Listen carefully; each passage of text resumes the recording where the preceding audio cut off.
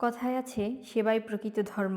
মানুষ মানুষের জন্য, জীবন জীবনের জন্য। আজকে আমি এসেছি আমাদের ফরিদপুর জেলার সদরপুর থানার একটি মানবিক সংগঠনের উদ্যোগে, এবং এখানে হচ্ছে মানবিক সংগঠনের নাম হচ্ছে নতুন প্রজন্ম মানবিক সংগঠন। এখানে দুস্থ এবং গরিব অসহায় মানুষদেরকে মানবিক সংগঠন থেকে হচ্ছে আজকে শীতবস্ত্র বিতরণ করা হচ্ছে। অসহায় ও শীতার্ত মানুষের পাশে দাঁড়ানো কেবল একটি মানবিক দায়িত্ব নয়, এটি সমাজের প্রতি আমাদের নৈতিক দায়বদ্ধতা। আসলে আমরা যারা সুখে আছি তাদের জন্য শীত আনন্দের বার্তা নিয়ে এলেও সমাজের সুবিধাবঞ্চিত মানুষের জন্য কিন্তু এটি চরম দুর্ভোগের কারণ ও কষ্টের কারণ হয়ে দাঁড়ায়। কনকনে ঠান্ডায় একটি সাধারণ কম্বল বা সোয়েটার তাদের কাছে আশীর্বাদ স্বরূপ। মানুষের জন্য কাজ করার মাঝেই জীবনের প্রকৃত সার্থকতা লুকিয়ে আছে। আমরা যে সমাজে বাস করি সেখানে সবার অধিকার হয়তো সমান হয় না, কিন্তু সম্পদ বা সুযোগ যাদের বেশি আছে তাদের দায়িত্ব হলো পিছিয়ে পড়া মানুষের দিকে সাহায্যের হাত বাড়িয়ে দেওয়া। ঠিক তেমনি আজকের সকালটাও ছিল একদমই অন্যরকম। এখানে তরুণ প্রজন্ম থেকে শুরু করে কিছু সিনিয়র আঙ্কেলেরাও কিন্তু ছিলেন। তার মধ্যে প্রধান ছিলেন আমাদের এই সংগঠনের প্রধান উপদেষ্টা এস কামরুজ্জামান মামুন।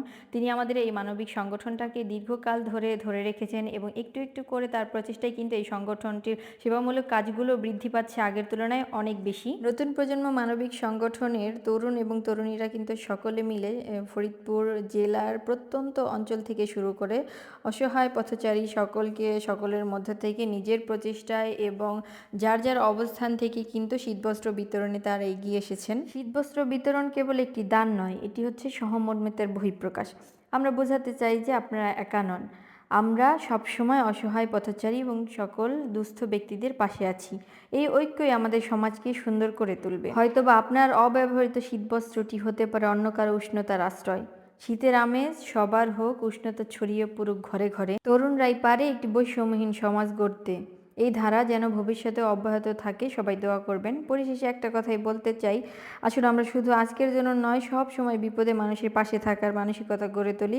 আমাদের ক্ষুদ্র প্রচেষ্টায় যদি একটি শিশুর মুখেও হাসি ফোটে বা কোনো বৃদ্ধের শীতের কষ্ট লাঘব হয়, তবেই আমাদের এই আয়োজন সফল হবে। একটা ছোট্ট কাজের বিনিময়েও কিন্তু অনেক বড় ফলাফল পাওয়া যায়, হয়তো বা এপারে না হয় ওপারে।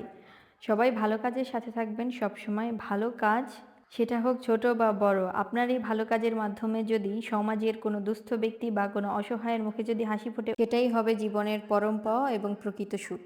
এইরকম যদি তরুণরা, সমাজের প্রত্যেকটা তরুণ যদি যার যার নিজস্ব জায়গা থেকে এভাবে গরিব অসহায় এবং দুস্থ পরিবারের পাশে দাঁড়াতো, তাহলে হয়তো বা আমাদের দেশটা আরও অনেক বেশি এগিয়ে যেত। তো আমরা চেষ্টা করতেছি এই তরুণ প্রজন্মদের হাত ধরে আমরা যাতে সমাজের প্রত্যন্ত অঞ্চল পর্যন্ত আমাদের এই সেবাটাকে পৌঁছে দিতে পারি।